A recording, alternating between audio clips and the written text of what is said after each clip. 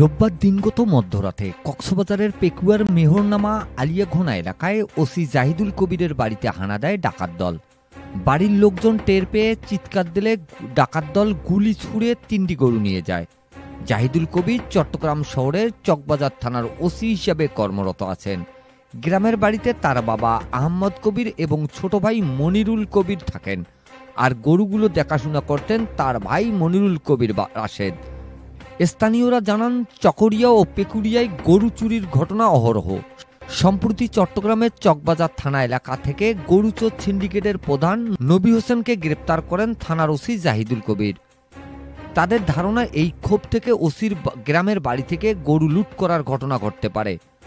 খবর পেয়ে পেকুয়া থানা পুলিশ ঘটনাস্থল পরিদর্শন করেছে।